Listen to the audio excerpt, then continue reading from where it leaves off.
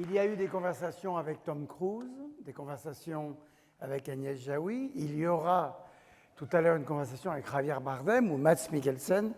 Et nous avons aujourd'hui une conversation avec la grande, l'immense réalisatrice italienne Alice Rohrwacher. Et non. Parce qu'Alice, elle venait déjà. Non, j'ai encore des compliments à faire. D'abord, dire qu'il y a dans la salle la réalisatrice et scénariste française Delphine Glaise. Où es-tu, Delphine? Où es-tu, Delphine? Elle est là, debout, Delphine. Elle est là, vous pouvez applaudir. Delphine Glaise. Je voudrais également saluer la présence de la sœur d'Alice, Alba Rohrwacher. Mais vous la retrouverez tout à l'heure. Et puis je crois que c'est pour quelques instants, parce que son rôle de juré l'occupe énormément. Nous avons également la présence dans la salle de Jasmine Trinca. Où est-ce qu'elle est? Elle est là-bas. Jasmine Trinca. C'est un rendez-vous, c'est une conversation un peu particulière. D'habitude, ça dure 1 heure, 1 heure et demie, et c'est uniquement la conversation. Là, en fait, ce qui a présidé, c'est que Alice a réalisé un court-métrage, La Pupille, comment on dit en italien, la pupille, comment? La pupille, les pupilles, la pupille, les pupilles, et produit par notre ami Alfonso Cuarón, qui va nous rejoindre demain, pas aujourd'hui, hélas, parce qu'il est en train de tourner à Londres, produit par Disney, et le film, vous allez le voir, il est merveilleux. C'est un court-métrage de 35 minutes, et avec plein d'enfants, on les verra tout à l'heure, et on s'est dit qu'on allait montrer ce court-métrage. On s'est dit, on va faire une conversation. D'abord un petit peu, elle parlera avec Guillemette Odissino, que je vais appeler, dans quelques instants. Projection ensuite du film, et après, leçon de cinéma. C'était d'ailleurs au départ la première appellation de ces masterclass, leçon de cinéma, où on pourra interroger Alice sur ce film et aussi sur le reste de son travail. Parce que, à part les longs métrages, les merveilles, Grand Prix ici au Festival de Cannes, Happy comme Lazzaro, qui avait également gagné le prix du scénario ici, Alice s'est inscrite comme une des grandes cinéastes contemporaines, mais elle continue à travailler sur d'autres formats, sur des formats de courts-métrages, parfois juste comme ça. Elle a fait un merveilleux court-métrage que nous avons montré à Lyon, qui s'appelle Mes voisins, où elle a juste filmé son environnement pendant la pandémie. Elle a fait Omelia Contadina avec JR, le photographe et metteur en scène, un extraordinaire film sur la mémoire, sur l'Italie, sur les paysans, sur Pasolini. Et le film que vous allez voir, il y a une grande tradition des films de Noël en Italie, que nous en France on ne connaît pas. Et là, elle invente la tradition des courts-métrages de Noël. Et bref, je vais me taire pour lui laisser la place. D'abord, je voudrais qu'on accueille celle qui va mener cette discussion, la journaliste et écrivaine Guillemette Odissino. Plus fort, vous êtes un peu mou. Ouais, voilà. Guillemette Odissino, journaliste à Télérama. Et je voudrais maintenant qu'on fasse un triomphe à Alice Rohrwacher.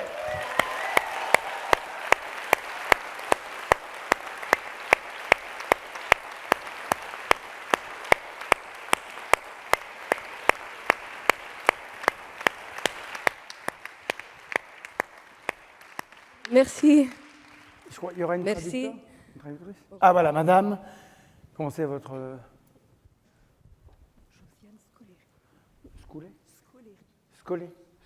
Josiane. Josiane, qui va traduire... Scoleri. Scoleri. Mais elle parle très très bien le français. Je l'ai pris à l'école. Tu l'as appris à l'école, voilà.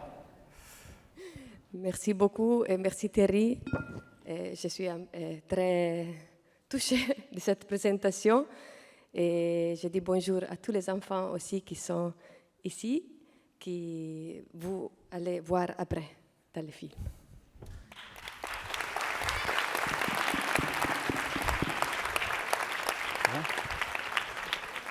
Alors, bonjour Alice. Comme l'a dit Thierry, on va juste commencer par une petite conversation générale, juste pour un peu en fait revenir, j'allais dire interroger la mémoire, puisque c'est quand même un de vos, et le passé, c'est un de vos thèmes, juste revenir à la genèse de vous et le cinéma. Vous avez fait des études de lettres, de philosophie à Turin, et qu'est-ce qui se passe? Pourquoi soudainement le cinéma vous paraît être le vecteur idéal pour raconter le monde? Et c'est beaucoup de raisons qui m'ont conduit au cinéma, mais peut-être que le fait que j'avais de l'amour pour beaucoup de choses très différentes, peut-être pas au début le cinéma, mais la musique, la peinture, les êtres humains, les paysages, les gens. Et finalement, je n'arrivais pas à choisir. La littérature, l'écriture. Et un jour, j'ai compris que toutes ces choses-là, c'est le cinéma, tous ensemble. Et qu'avec le cinéma, c'est un miroir incroyable de toutes des choses très différentes. Et alors, ça m'a conduit vraiment à... Mais c'était une découverte. J'ai découvert le cinéma après. Je pense qu'on peut arriver au cinéma ou on part du cinéma et on découvre les autres choses qui sont dans le cinéma, ou peut-être on commence à mettre tous les éléments du cinéma, que finalement, voilà, c'est la vie, et on les retrouve dans le cinéma. Et je l'ai découvert tard parce que chez moi, nous, moi et ma sœur, on n'a pas une éducation cinématographique. On a plutôt une éducation à la vie. Et aussi, on habitait dans un lieu très petit. Le cinéma, ce n'était pas quelque chose qui existait, malheureusement. Et même maintenant, c'est très rare d'avoir des cinémas à la campagne. Mais voilà, quand je l'ai découverte, j'ai dit, c'est vraiment une grande possibilité. C'est la possibilité de changer les regards sur le monde. De donner un regard sur le monde, c'est très important pour changer les points de vue sur le monde. Et ça, c'est important pour tous de se retrouver avec des yeux qui ne sont pas les nôtres et de voir le monde avec des yeux qui ne sont pas seulement les nôtres. Je ne sais pas si je parle un peu mal français, mais...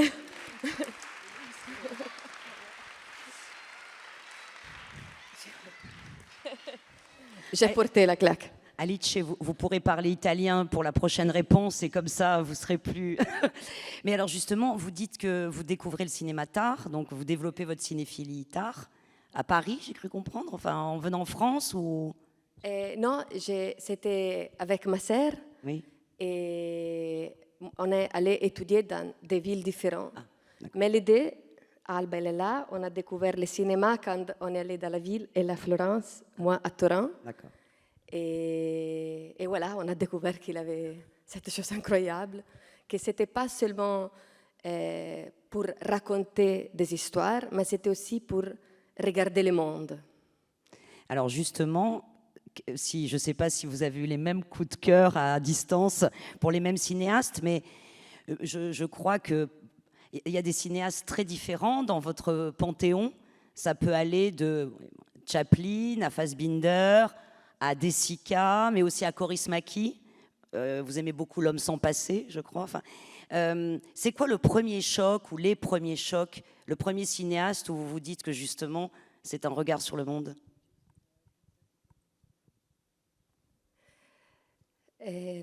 C'est difficile, sì, c'est difficile è difficile scegliere uno. No, je peux parler vous comprenez un peu si je parle en français? O italiano? Italiano, ok. Italiano. Pardon.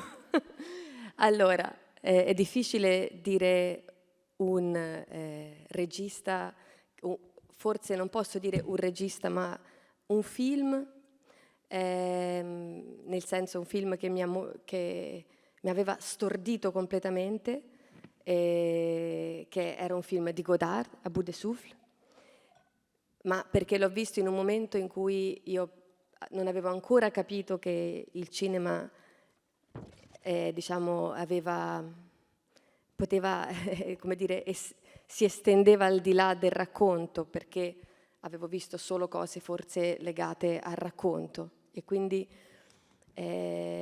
questo film mi aveva molto stordito. Se penso a un film che ho visto più da piccola. E poi sicuramente a casa nostra un film che è entrato dentro casa è Novecento di Bertolucci, che è un film che è entrato in casa e che nostro padre guardava tantissime volte, e quindi anche la grande epica, ecco, non solo la narrazione ma anche l'epica. Josiane, à vous. En fait, c'est difficile de choisir un seul metteur en scène, mais peut-être je pourrais parler d'un souvenir d'un film qui m'a vraiment laissé sans voix. C'était À bout de souffle de Godard. Sans doute parce qu'à ce moment-là, je n'avais pas encore compris que le cinéma, ça allait bien au-delà de simplement raconter une histoire. Et probablement aussi parce que jusque-là, je n'avais vu que des films qui étaient simplement narratifs. Donc ce film-là, vraiment, c'est quelque chose qui a été un vrai choc pour moi. Et puis, alors un autre film qui lui est arrivé chez nous, à la maison, c'est Novecento de Bertolucci. Mon père le regardait souvent, vraiment très souvent même. Et donc là, c'était encore autre chose parce que c'est plus le souffle épique, l'épopée, et pas simplement la narration. Et alors peut-être évidemment que quand on fera plus leçon de mise en scène tout à l'heure après votre court-métrage, on reparlera peut-être des influences ou en tout cas des choses que nous, on voit dans vos films. Mais juste, c'est quoi se mettre à écrire son premier scénario? C'est-à-dire soudainement, justement, se dire qu'on va commencer soi-même à jeter un regard sur le monde. Donc avec Corpo Celeste. Allora, per me è stato un po' più facile perché ho incontrato Carlo Crestodina, il mio produttore, e lui mi ha chiesto se volevo scrivere una sceneggiatura e io non avevo capito che la dovevo anche mettere in scena. E quindi l'ho scritta senza pensare che poi l'avrei dovuta mettere in scena, e quindi pensavo, povero regista. Corpo Celeste. Ah, Carlo Crestodina. Crestodina. Vous traduisez au fur et à mesure, Josiane? Oui. Alors en fait, pour moi, ça a été un peu plus facile parce que c'est mon producteur, Carlo Crestodina, qui m'a demandé d'écrire un scénario. Et donc j'ai écrit ce scénario, mais sans penser du tout que j'allais devoir faire la mise en scène aussi. Et donc au fur et à mesure que je l'écrivais, je me disais, oh là là, mes pauvres metteurs en scène, qu'est-ce que ça va être dur pour lui. En effet, il ne s'était pas bien expliqué. E un giorno ho detto, ci eravamo conosciuti perché avevamo lavorato insieme in un documentario. Quindi io stavo lavorando su una scrittura, quindi abbiamo iniziato a lavorare sulla sceneggiatura, fino a che questa sceneggiatura andava presentata al Ministero, e a quel punto ho detto finalmente conoscerò il regista. Però io mi vergognavo di chiederlo perché dicevo poi sembro, troppo interessata. E lì ho detto no, ma pensavo che lo dirigessi tu. Ho detto io. Ho detto ai. Subito ho pensato come farò, che vergogna, come farò a fare certe scene che ho scritto troppo difficili.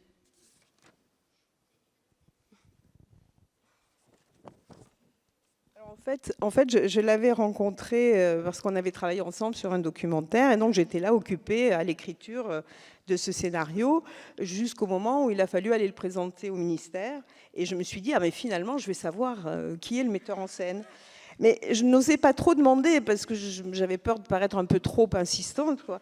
Et donc, là, on m'a répondu, mais non, mais justement, moi, je pensais que ce serait toi qui allais mettre en scène. Alors là, j'ai dit, mais moi, j'étais complètement soufflée.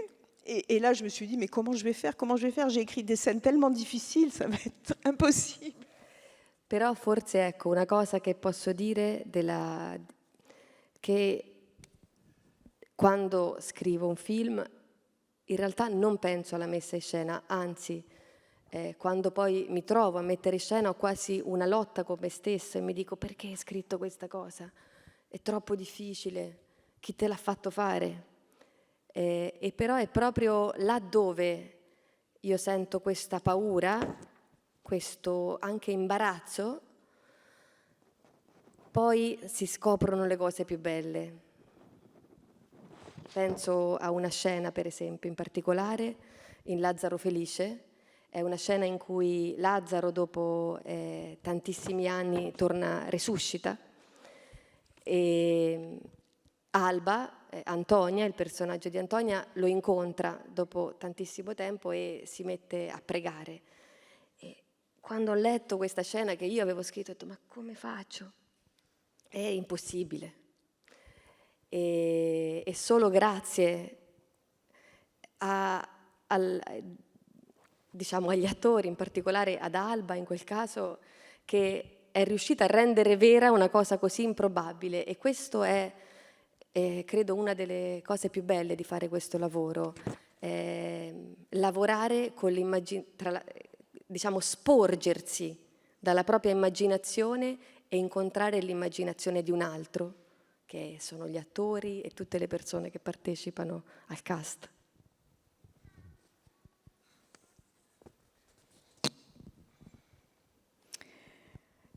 Alors, pour ce qui est de l'écriture et du scénario, en fait, quand j'écris le scénario, je ne pense pas vraiment à la mise en scène.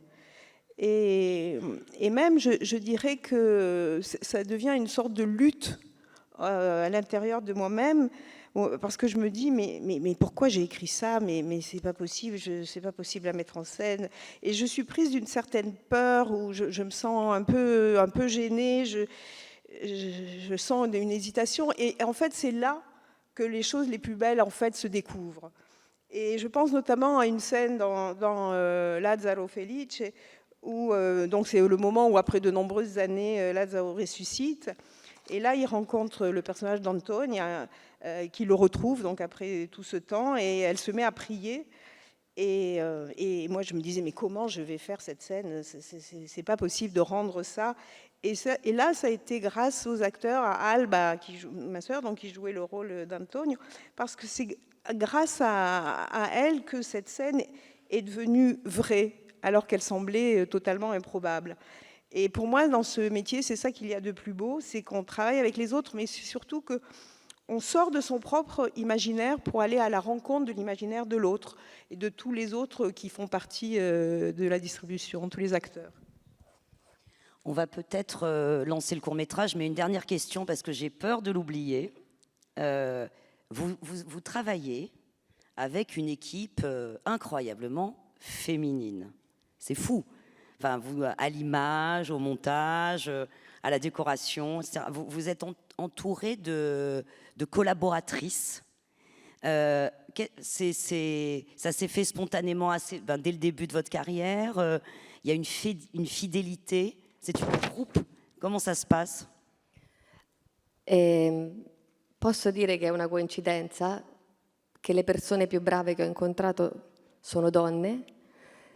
E durante quest'ultimo cortometraggio, per esempio, volevo tantissimo un aiuto regista maschio, ma erano tutti occupati e io dico, non possiamo essere solo donne, almeno un maschio ci vuole. Ho chiamato 1000 persone, tutti occupati, dico. E alla fine dice, c'è libera una donna. Dico, no. Ed era bravissima.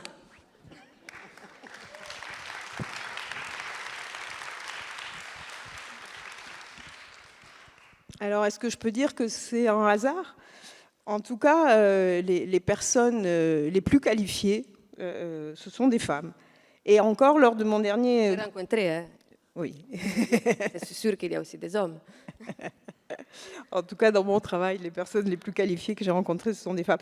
Et encore dans mon dernier court-métrage, je cherchais un assistant à la réalisation qui soit un homme. Parce que je me disais, non, c'est pas possible, on va être encore que des femmes sur le plateau. Alors j'ai vraiment cherché, j'ai appelé je ne sais pas combien de personnes, tout le monde était pris, personne n'était libre. Et finalement, on m'a dit, si, il y a quelqu'un de libre, et c'était une femme. Et en plus, elle était formidable. Donc voilà. Alors, on va voir à l'écran votre collaboration, même si vous avez essayé de faire de la parité en prenant un homme. Mais on va peut-être lancer votre film de Noël. Parce que comme ça, après, on pourra parler justement de votre cinéma, de votre mise en scène, de votre réalisme magique, peut-être. Donc, je vous invite à regarder le court-métrage d'Alice et on continue la conversation ensuite. À tout de suite. Merci.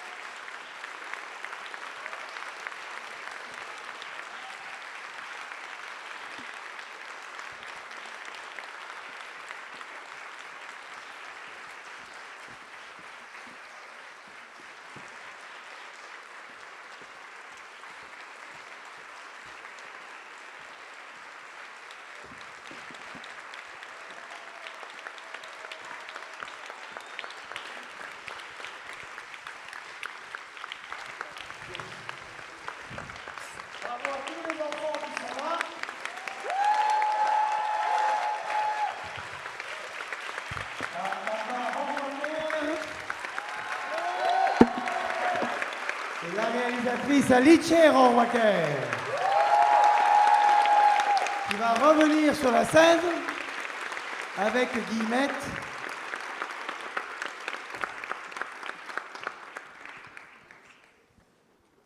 C'est bien le film.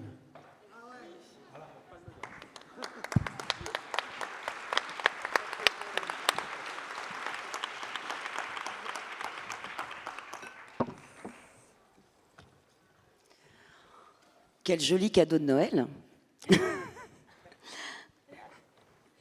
Merci. Alors justement, c'est vraiment... Thierry l'a dit tout à l'heure, il y a une tradition en fait du conte de Noël en Italie. Il y en a aussi, il y a souvent ce genre de court-métrage justement aux États-Unis, des contes comme ça. C'est vrai que c'est moins le cas en France. Donc là, les deux sont réunis, c'est-à-dire un conte italien de Noël, mais avec Disney, avec Cuaron. Racontez-nous d'abord l'histoire de la genèse et puis Elsa Morante. Racontez-nous comment c'est né. Allora, questo è come un regalo di Natale, dicevamo. Alfonso Cuarón mi ha contattato. Innanzitutto vorrei ringraziare Alfonso tantissimo, che non è qui con noi adesso, ma sicuramente lo è con l'anima, e mi ha contattato e mi ha chiesto se avevo voglia di fare un piccolo film sul Natale, che aveva avuto questa idea appunto di fare un piccolo film di Natale. E subito nella mia mente è apparsa questa lettera che racconta solo una scena di quelle che voi avete visto, racconta la scena del pranzo di Natale, una lettera che Elsa Morante, una delle più grandi scrittrici di sempre, ha scritto al suo amico Goffredo Fofi, una lettera che racconta la storia di una zuppa inglese. E poi da questa lettera è nata l'idea di raccontare il mondo di questo collegio religioso, di queste bambine, anche la vigilia di Natale, e raccontare l'antefatto, la vita attorno a questa torta. Però tutto è partito da una torta.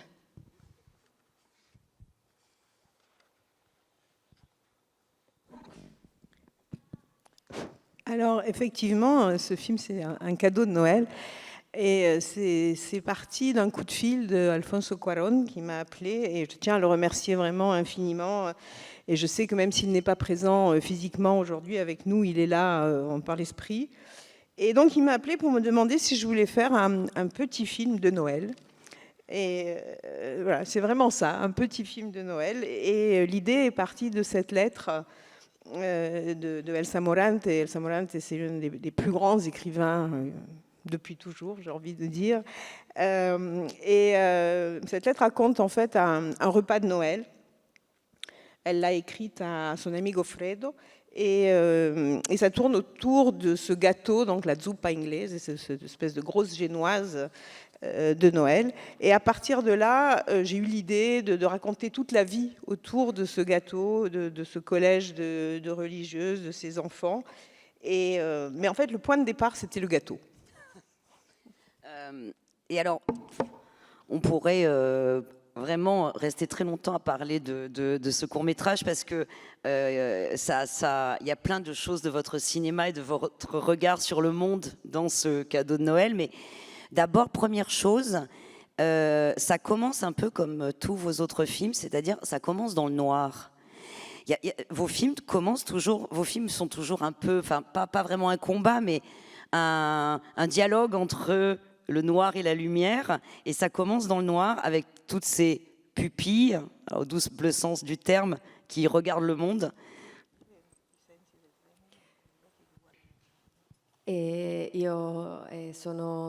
Amo molto le pupille come penso anche tutti sappiamo che vuol dire bambine, e l'idea che da un punto di vista anatomico sono state definite bambine, l'interno dei nostri occhi mi ha sempre emozionato. Pensare che tutti abbiamo delle bambine dentro gli occhi, delle bambine ribelli che possono aprirsi, chiudersi, afferrare le cose, ballare e anche quando forse il corpo non può muoversi, essere libere. E quindi innanzitutto volevo fare un omaggio alle pupille, alle bambine e alle pupille. E tutti i film che ho fatto iniziano, sì, è vero, nell'oscurità.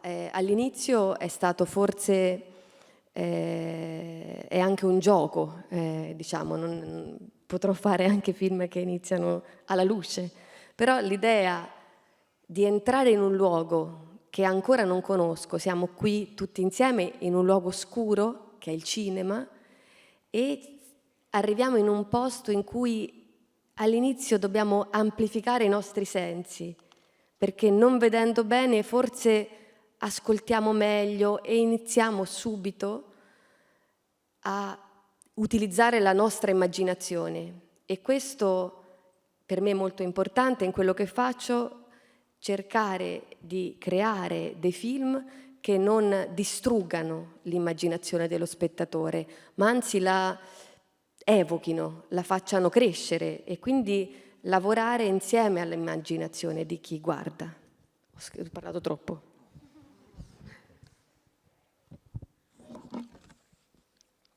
Oui, alors les pupilles, sont aussi, c'est un mot qui veut dire aussi les enfants en français aussi. Et ça m'a toujours fasciné le fait qu'en anatomie, donc la pupille, c'est l'intérieur de l'œil, et qu'on est justement chacun à l'intérieur de ses propres yeux des enfants. Des enfants qui peuvent être rebelles, des enfants qui peuvent s'ouvrir, se fermer, qui peuvent saisir le monde autour d'eux, qui peuvent danser, et même s'ils ne peuvent pas bouger, si on leur interdit de bouger, des enfants qui peuvent quand même être libres. Donc ces petites filles et ces pupilles, ce sont pour moi quelque chose de très précieux. Alors c'est vrai que tous mes films commencent dans le noir. Bon, c'est un peu un jeu d'une certaine manière, parce que je pourrais aussi faire des films qui commencent dans la lumière. Mais je me dis, voilà, on rentre dans ce lieu qui est dans l'obscurité, qui est un lieu inconnu, qui est le cinéma. Et du fait d'être dans l'obscurité, on est obligé d'aiguiser tous nos sens. Et comme on voit un peu moins bien, probablement qu'on entend un peu mieux. et que, en tout cas, ça nous oblige à développer notre imagination. Et ça, pour moi, c'est vraiment très, très important. C'est-à-dire que je veux faire des films qui, loin de détruire l'imagination du spectateur, au contraire, vont la susciter, vont l'aiguiser. Et c'est à cela que je travaille. Alors, on parlait tout à l'heure de peut-être, il y a un très beau site pour visionner des films qui s'appelle la Cinétech, où vous avez proposé une liste de films que vous aimez. On retrouve dedans à la fois Chaplin et Vittorio De Sica. Là-dedans, enfin, il y a vraiment des moments où on pense à la poésie burlesque de Chaplin. Il y a des moments, ces arrêts sur image et ce jeu avec... C'est vraiment le cinéma muet. Enfin, vous avez convoqué le grand Hollywood aussi du temps passé pour ce court-métrage, non? Sì, è anche un dolce omaggio al cinema delle origini. E quindi abbiamo, anche senza pensare, in maniera piuttosto istintiva, forse perché ci trovavamo negli anni 40, mentre giravamo abbiamo evocato un cinema anche precedente, un cinema delle origini. E abbiamo girato, è girato in pellicola come anche gli altri film, ma abbiamo girato appunto a 16 fotogrammi, quindi facendo scene più veloci, abbiamo fatto dei fermi immagine, abbiamo giocato. È chiaro che era un film che era molto legato al gioco e questo è anche la bellezza, che possiamo fare dei film che abbiano anche un rispetto dell'immagine e anche che sappiano giocare con l'immagine, non solo sfruttare l'immagine, diciamo.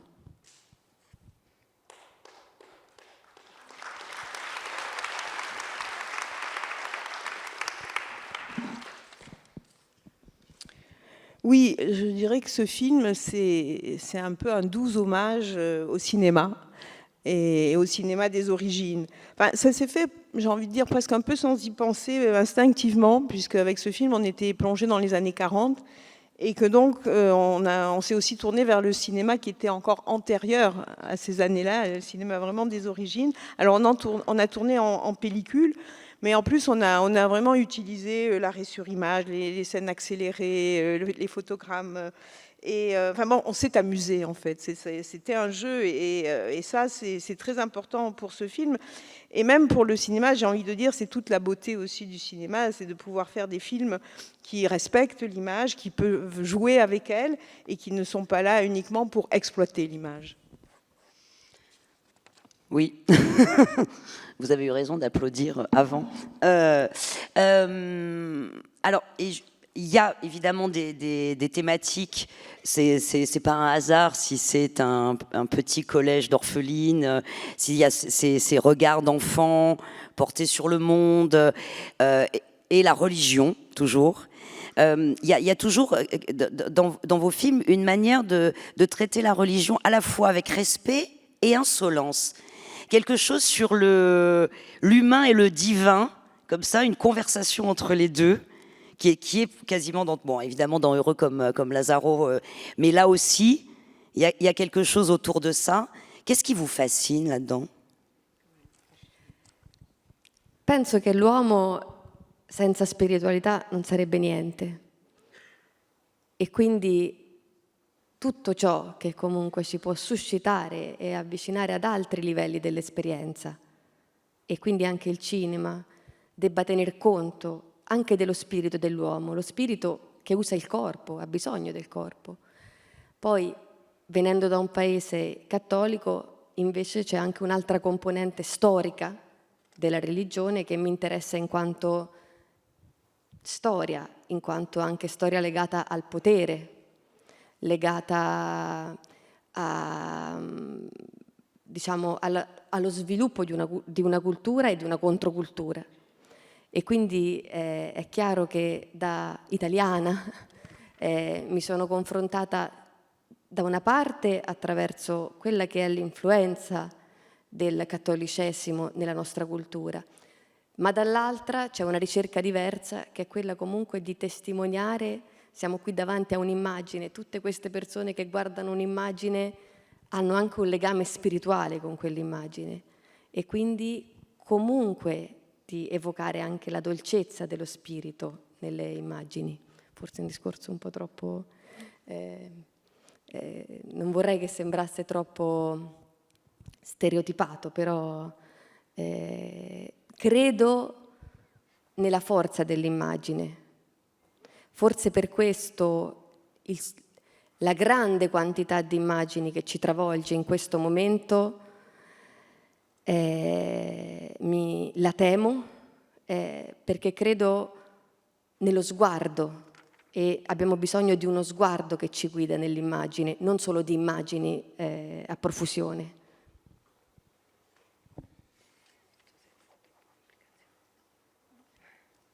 Non, Josiane a l'air de...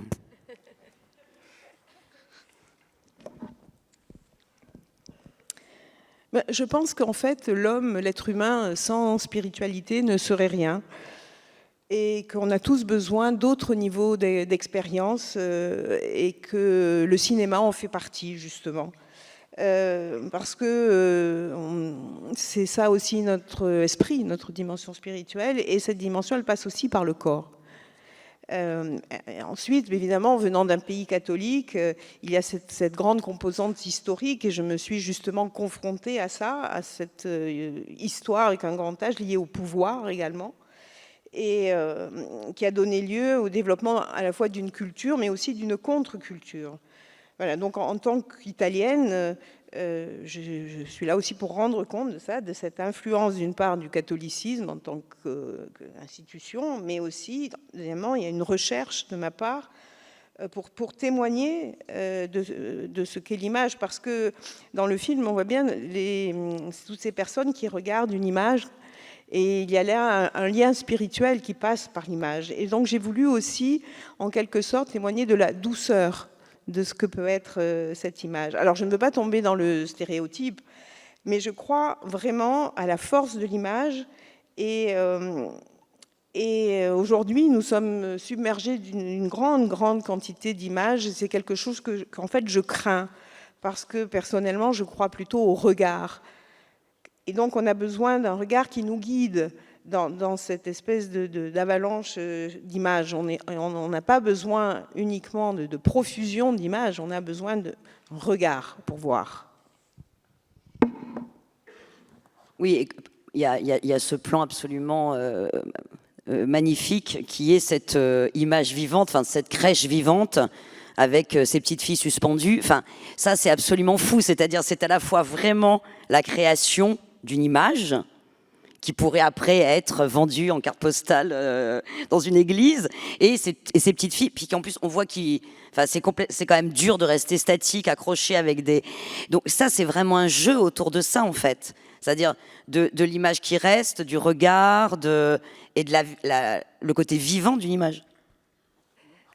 Parlano della struttura dove eravate appese. Era scomoda? C'était compliqué. Siete pas très agréable. Manca, oggi con noi non c'è Febe, una delle bambine, l'unica che manca, che era nel posto più alto insieme ad Alma. Quindi vorrei fare un applauso a Febe e Alma. Les plus altes. Je voudrais donc qu'on applaudisse. Il manque Febe qui était tout en haut dans l'image. Elle n'est pas là aujourd'hui, mais je voudrais vraiment qu'on l'applaudisse avec les autres. E quando pensando a fare un film di Natale, è chiaro che da una parte ho pensato a questa lettera, anche all'idea, al simbolo di questa torta che tutti vogliono, no? Per interesse, che è un simbolo molto del presente, tutti si vogliono impossessare di una torta, e come lo spreco di questa torta poteva essere anche un atto rivoluzionario e anarchico in un momento in cui tutti hanno un interesse sulla stessa torta. Però era anche un film di Natale, e il Natale, a prescindere se si è cattolici o meno, è una festa che festeggia una nascita. E è bello festeggiare le nascite in tutti i casi, è bello quando nasce qualcuno. E quindi volevo che all'interno di questa storia ci fosse però un momento santo, che è qualcuno che nasce. E così mi sono ispirata a una tradizione di Campobasso, di un paese italiano, di una città italiana, che diciamo fa, in realtà non per il Natale, però fa queste composizioni di bambini che vestiti da angeli. E ho pensato che questa immagine era comunque più forte della storia, però era anche un'immagine che provocava dentro di noi qualcosa di universale, cioè qualcuno nasce Gesù in questo caso, però potrebbe essere chiunque.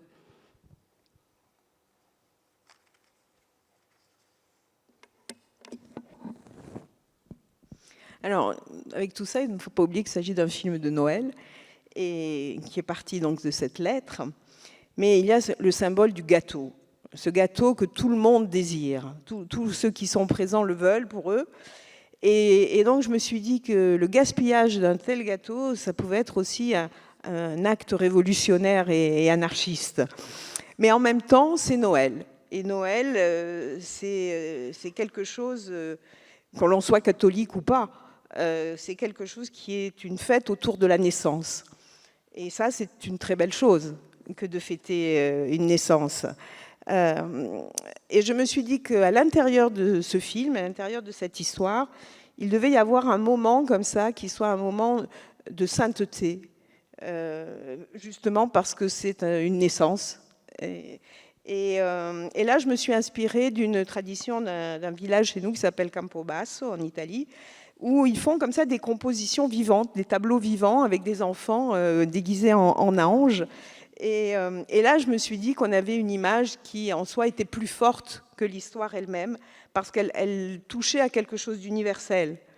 Et ce quelque chose d'universel, c'est la naissance. Alors ici, c'est la naissance de Jésus, mais en fait, ça aurait pu être la naissance de n'importe qui.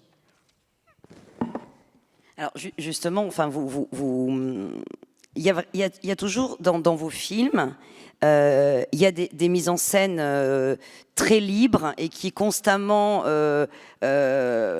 sont dans la dualité entre justement le spirituel et la terre, le terrien, la réalité, et toujours cette notion de l'innocent ou ou de la candeur. Enfin, là, c'est Sérafina. On lui a dit qu'elle était méchante, donc du coup, elle continue à être méchante, et en fait, c'est elle qui est presque la sainte de l'histoire. Lazaro, c'était aussi un personnage comme ça. Dans Les Merveilles, ça interrogeait le rapport entre une espèce de candeur et le cynisme du monde de la télévision. Comment vous écrivez ça? Est-ce que c'est vraiment le point central, qui est toujours l'innocence au cœur de vos films? Questo non lo so. So che forse sento molto forte che in un momento in cui, per esempio, siamo il cinema, diciamo la messa, non solo il cinema, l'audiovisivo sta andando verso il grande potere degli effetti speciali, del digitale, eccetera. L'innocenza della messa in scena è ancora potente e per questo mi sembrava importante, appunto, ritornando ad alcune immagini molto semplici, un fotogramma vuoto e poi è arrivata Eugenia, si è seduta, abbiamo fatto un altro fotogramma con Eugenia e era il miracolo della nascita, eppure era di una semplicità di messa in scena quasi imbarazzante, no? Non era un grande effetto speciale, era un effetto naturale.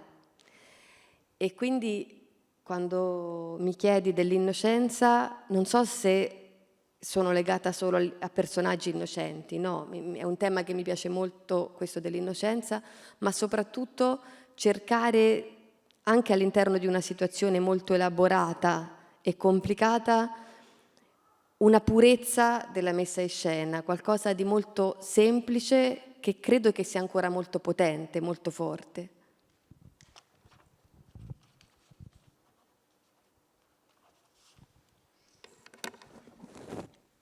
Alors en fait, je ne connais pas la réponse à votre question. Mais je dirais qu'aujourd'hui, le cinéma, et pas seulement le cinéma, le monde de l'audiovisuel dans son ensemble, est vraiment lancé à corps perdu dans les effets spéciaux, le numérique. Et il me semble qu'une certaine innocence de la mise en scène est quelque chose qui est en fait encore très puissant. Parce qu'on est parti vraiment d'une image très simple, un photogramme vide, et puis ensuite Eugenia qui entre dans le champ, autre photogramme. C'est rien du tout et c'est un miracle, puisque c'est le miracle de la naissance. Et là, ce ne sont pas des effets spéciaux, c'est un effet naturel, j'ai envie de dire, de la mise en scène. Voilà. Alors, cette question que vous me posez, la question de l'innocence, c'est quelque chose qui me tient beaucoup à cœur, mais pas seulement dans les personnes. Parce que justement, je pense que même dans une situation très complexe, très difficile, la pureté de la mise en scène est quelque chose qui continue à avoir une réelle force, une vraie puissance. Oui, ben, ça se voit justement dans votre cinéma. Comment on... Après, ça c'est vraiment la question, mais la direction d'acteurs, enfin d'actrices, hein, pour le fait. Bon, en plus là, vous dirigez donc toute cette bande de petites filles absolument incroyables. Vous dirigez votre sœur, vous dirigez Valeria Bruni-Tedeschi. Alors, il y a quelques jours, lors de la conférence sur son film Les Amandiers, elle a dit qu'elle était italienne, donc que de toute façon, il y avait toujours un petit peu d'humour dans ses films, même si au départ le sujet n'était pas forcément drôle. Là, la scène quand elle supplie les petites filles et qu'elle commence à leur parler de sa vie sentimentale, c'est une scène en fait comique. Votre sœur, elle joue cette religieuse, mais elle est toujours un peu à la limite aussi du burlesque. Comment on dirige d'aussi grandes comédiennes comme ça dans l'humour et comment ça s'est passé? C'est un secret.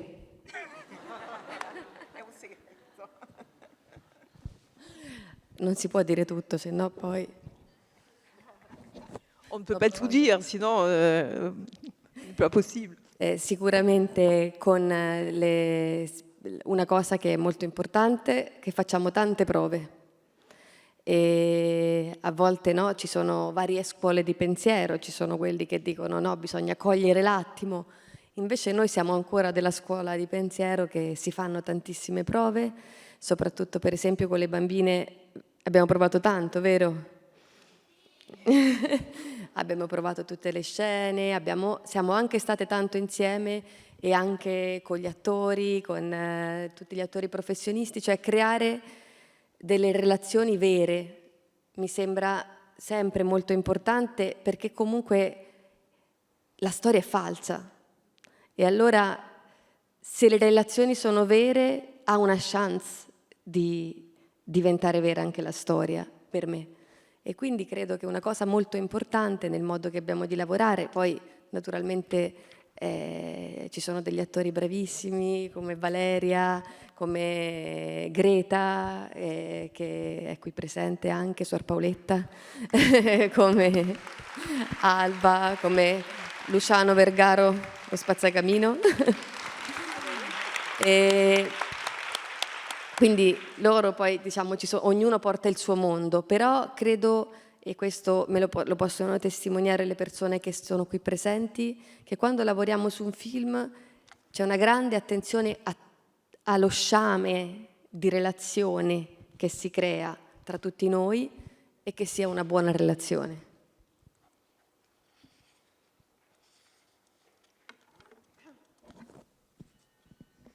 Alors en tout cas, je peux dire quand même quelque chose, c'est qu'on fait beaucoup d'essais, on répète beaucoup. Bon, je sais qu'il y a différentes écoles, il y a ceux qui disent il faut cueillir l'instant au moment où il se présente. Mais nous, on est de l'autre école ou de la vieille école où on répète beaucoup, n'est-ce pas, les enfants, on a beaucoup répété. Et puis, on passe aussi beaucoup de temps avec les acteurs, y compris les acteurs professionnels qui étaient présents. Parce que s'il y a une chose à laquelle je crois, c'est qu'il est important de créer des relations qui soient vraies, qui soient authentiques. Parce que l'histoire, elle, de toute façon, elle est fausse. Donc, ce n'est qu'à partir de relations vraies entre les personnes qu'on a une chance que l'histoire elle-même devienne vraie, véridique. Et Et bon, en plus, là, j'ai eu la chance d'avoir de grands acteurs comme Valeria, comme Greta, qui est présente aussi, et puis l'acteur qui joue le ramoneur, qui est là aussi dans la salle. Et chacun de ces acteurs arrive avec son propre monde sur le plateau. Donc, je pense que c'est important, je peux le dire au nom de tous, on fait tous extrêmement attention à ce que cet écheveau de relations qui se tissent entre nous soit solide et que ce soit une belle relation qui s'établisse. En fait, vous parlez de, que ce soit là dans la direction d'acteur ou dans ce qui, vous parlez de vérité. Quand vous parlez d'innocence ou de sincérité du cinéma, vous parlez de vérité aussi. On sent une quête de ça aussi dans votre mise en scène, dans ce que vous appelez, vous, la simplicité de votre mise en scène. Donc, mais cette vérité, enfin, je trouve que dans votre cinéma, il y a vraiment ce qu'on appelle souvent dans le cinéma plutôt d'Amérique latine, le réalisme magique. C'est-à-dire vous filmez le réel et en même temps vous en faites quelque chose qui est, oui, ou spirituel ou magique. C'est une volonté ou c'est votre pupille sur le monde, ça?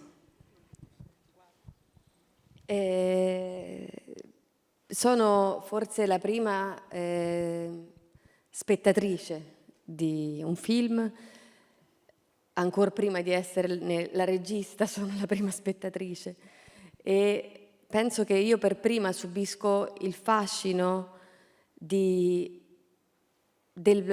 reale, che è molto superiore alla nostra immaginazione. Credo che noi siamo cresciuti in un mondo in cui ci hanno detto che l'immaginazione era il luogo della libertà, il luogo dove ci si poteva sporgere in lontananza, mentre il reale era in qualche modo sacrificato, no? Era determinato. Io non credo così, io credo che il reale non sia determinato, io credo che il reale è veramente il luogo in cui ci si può sporgere e immaginare nella realtà cose che vanno molto più lontane di quello che invece se restiamo nel mondo immaginario. E forse quindi questo sarà il realismo magico, credere che il mondo può essere diverso e quindi che il cinema può raccontare il reale che vada oltre quello che è l'immaginario.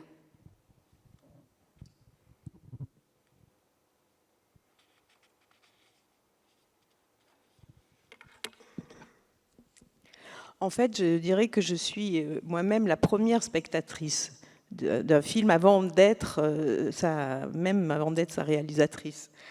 Et je suis quelqu'un qui est en fait sous le charme du réel.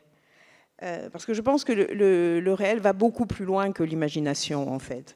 On a grandi dans un monde où on nous a beaucoup dit que l'imagination, c'était la porte vers la liberté, vers le lointain, et que le réel, au contraire, était quelque chose de déterminé, de figé.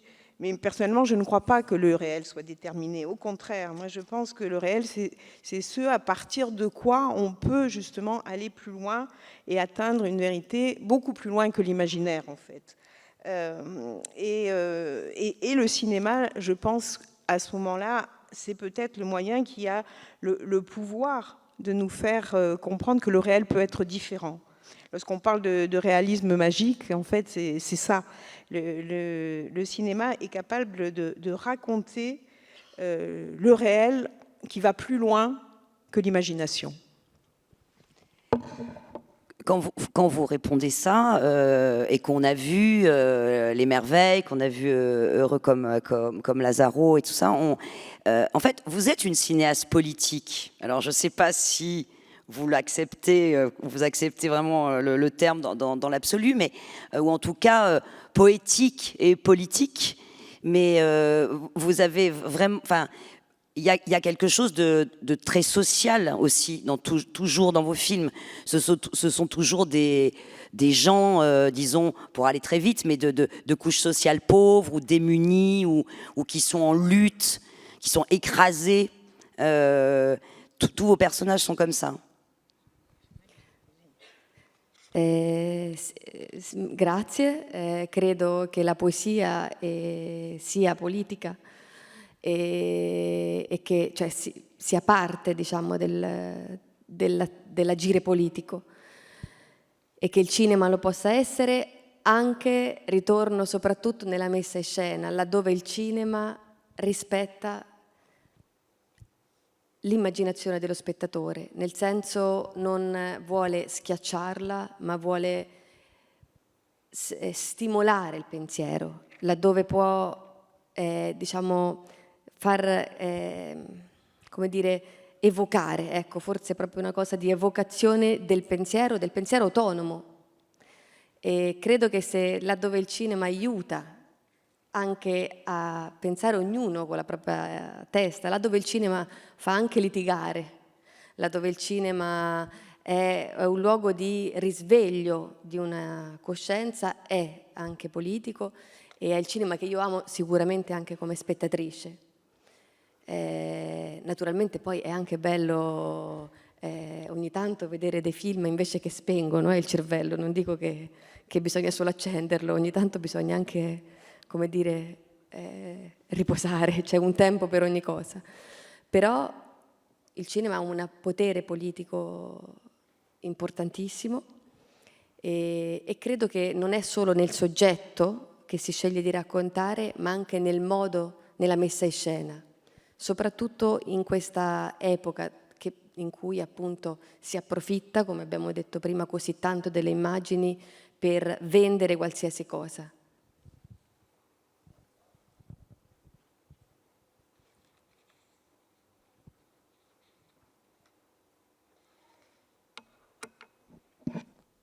D'abord, merci de votre commentaire.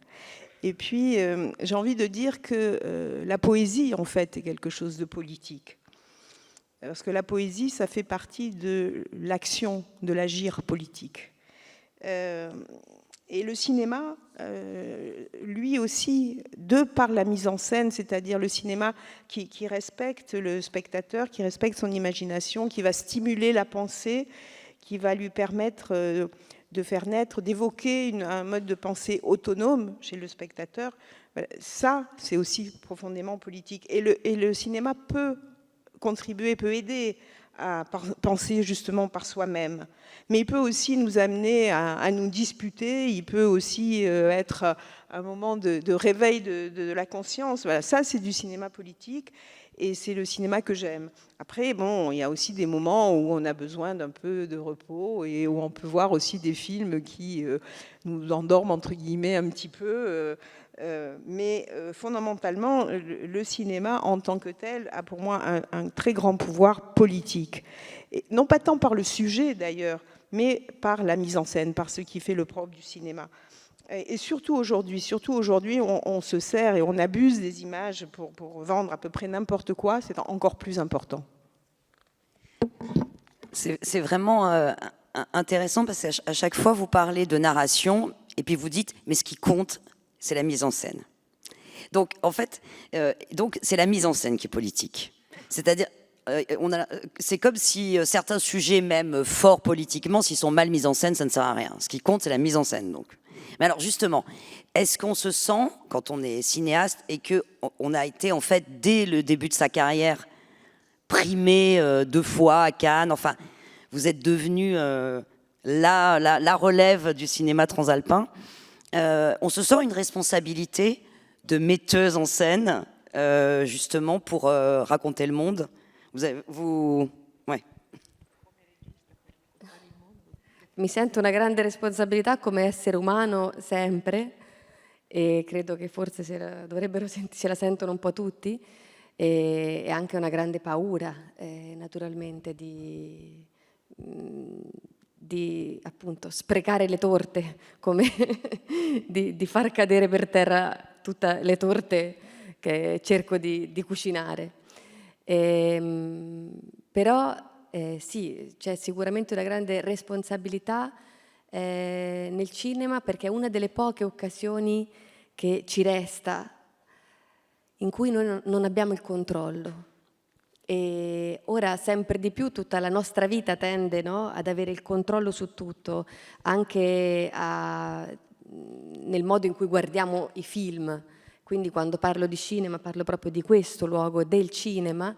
Abbiamo sempre la possibilità di decidere noi, dobbiamo decidere tutto, quando fermarci, quando accelerare, quando tornare indietro, quando pensiamo di avere il controllo della situazione. E uno dei pochi luoghi dove ancora noi non possiamo controllare, in cui veramente abbiamo la grande possibilità di entrare nello sguardo di un altro, è il cinema. E quindi mi sento una grandissima responsabilità, poi so che ci sono persone che hanno molte più responsabilità di me e quindi questo poi dico vabbè dai, in fondo sono solo un giullare, faccio del cinema, ci sono cose più importanti nel mondo.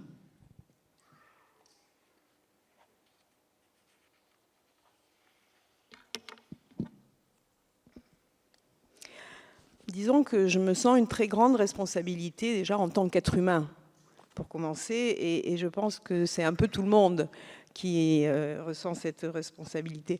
Mais en même temps, il y a une peur réelle de gaspiller le gâteau et de faire tomber tous les gâteaux que j'ai pu mettre au four. Et donc oui, il y a une responsabilité du cinéma, c'est sûr, pour moi, parce que le cinéma nous offre cette occasion qui est devenue très rare, où on n'a pas le contrôle, en fait. Parce qu'aujourd'hui, on a l'impression qu'on peut tout contrôler, tout le temps. Et le cinéma, justement, c'est ce lieu où, loin de cette possibilité, quand on est chez soi, d'arrêter, d'avancer, de reculer, d'aller plus vite en regardant ce qu'on veut. Non, le cinéma, c'est ce lieu, quand je parle de cinéma, je parle aussi de ce lieu qu'est la salle de cinéma, où ce n'est pas possible, où on n'a pas le contrôle, et où, par contre, on a la possibilité d'entrer dans le regard de quelqu'un d'autre. Et donc ça, c'est vraiment une grande responsabilité et c'est celle que je sens très fortement. Et puis après, je me dis, mais bon, je ne suis qu'un saltimbanque après tout. Et bon, je fais du cinéma, mais il y a des choses plus importantes au monde que le cinéma. C'est pas... Les 2 heures se sont écoulées... On a presque, hélas, terminé cette belle rencontre, mais j'aimerais qu'on parle de l'avenir. Mais ce qui est marrant, c'est que si on vous pose une question sur l'avenir, en fait, c'est comme une question sur le passé. Parce que, en fait, je crois savoir que vous avez terminé ce que vous-même considérez comme une trilogie un peu sur le passé, puisque c'était sur les merveilles, heureux comme Lazaro, et que là, vous avez terminé, ou vous êtes en tournage d'un film qui parle d'archéologie en Italie, avec d'ailleurs, à nouveau, j'ai l'impression, une confrontation entre le vrai et le faux, et le fake, puisque c'est une histoire de trafic d'objets archéologiques. Donc j'aimerais savoir si vous pouvez en parler un peu, et surtout que vous terminiez sur cette chose, sur votre travail sur le passé, en fait. Sì, forse una cosa che voglio dire è che tutte le volte che ho dovuto raccontare i film che volevo fare a una commissione che doveva decidere se darmi un finanziamento, ho visto il terrore nei loro occhi, perché sembrava, diciamo, per fortuna sono dei film che sono meglio di come di come io riesco a raccontarli.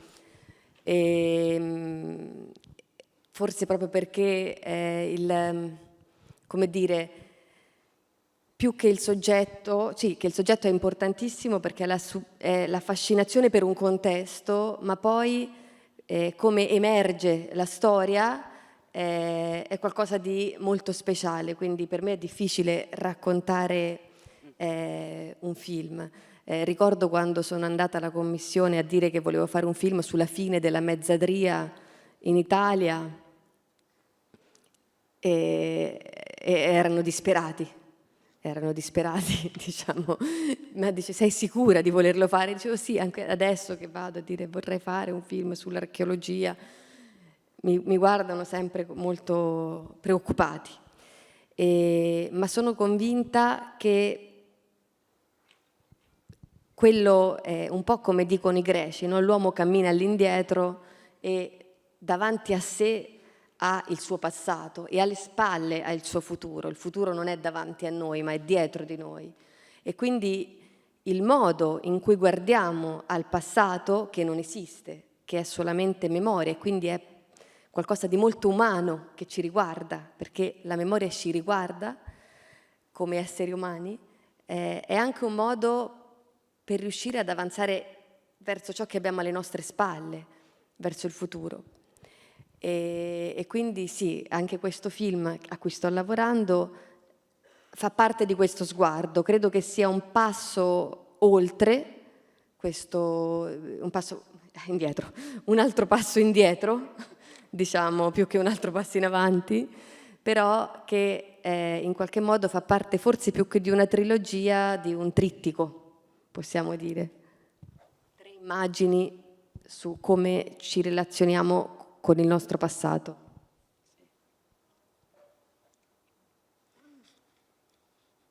E comunque sono ancora a metà delle riprese. Riprese.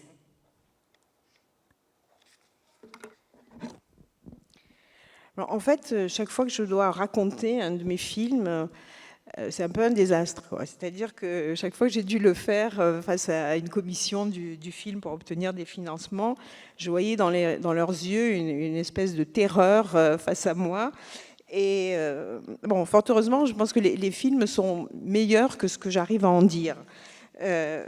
Mais bon, le sujet, bien sûr, le sujet est très important, ça va de soi, parce que c'est aussi toute la fascination qu'on peut avoir pour un contexte donné. Mais ce qui raconte, et puis surtout, après, c'est la façon dont l'histoire va surgir. Et ça, c'est très difficile à raconter, en fait. Je me rappelle, par exemple, quand je suis allée devant une commission comme ça du film, et où j'ai dit, voilà, je veux faire un film sur la fin du système des métayers en Italie. Là, il y a eu un blanc comme ça, et je sentis qu'ils étaient un peu effrayés, voire désespérés. Et on m'a dit, mais vous êtes sûr, vous voulez vraiment faire ça? J'ai dit, bah oui. Et puis là, c'est un peu pareil avec l'archéologie. J'ai senti quand même une certaine préoccupation dans les regards quand j'expliquais ce que j'avais l'intention de faire. En fait, je reviendrai un peu sur la métaphore qu'utilisaient les Grecs dans l'Antiquité. Ils disaient qu'en fait, l'homme regarde son passé qui est devant lui et il a son avenir dans le dos et il y va à reculons. Ce qu'il voit, c'est son passé. Et donc le passé n'existe pas par définition, c'est juste de la mémoire. Et la mémoire, c'est quelque chose de profondément humain, donc ça nous regarde profondément, intimement en tant qu'être humain. Et le passé, c'est justement, je pense, ce qui nous permet d'avancer vers cet avenir qui est dans notre nous, c'est-à-dire de faire un pas, non pas en avant, mais en arrière, vers l'avenir. Et avec ces 3 films, plutôt que d'une trilogie, j'ai envie de parler plutôt de triptyque, c'est-à-dire 3 images qui parlent de notre lien avec le passé. Écoutez, cher Alice, on peut dire que vous avez... pardon, je voulais... Oui. l'avait ajouté encore que le film... Alice avait ajouté que le film qu'elle est en train de tourner, elle est encore à peu près à la moitié du tournage. Excusez-moi. Est-ce que c'est toujours ce beau titre, La Chimère? Ouais. Ah, vous aimez? Parce que moi, je ne suis pas sûre. C'est pas à moi de vous aimez ça. Vous aimez La Chimère? On peut faire une votation de titres. Suggestion. En tout cas, c'est un titre qui ressemble à ce que vous avez raconté là aussi. Enfin, ça correspond. En tout cas, voilà. On voulait tous vous remercier parce que vous regardez tellement bien loin le passé que nous, ça nous aide à être aujourd'hui et maintenant et à aimer le cinéma aujourd'hui et maintenant. Mais merci.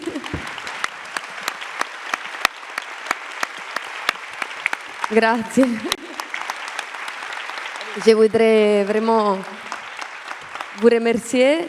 Je dois absolument remercier le Festival de Cannes et Thierry Frémont qui m'a donné cette possibilité et aussi de montrer notre travail. Je vous remercie vous tous. Et je voudrais encore remercier les pupilles qui sont venus de l'Italie avec un autobus cette nuit. Ils ont dormi sur le bus pour être ici.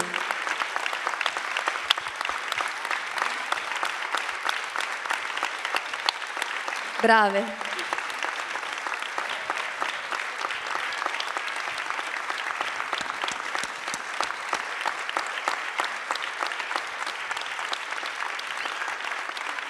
Merci. Grazie. A presto, speriamo. A bientôt.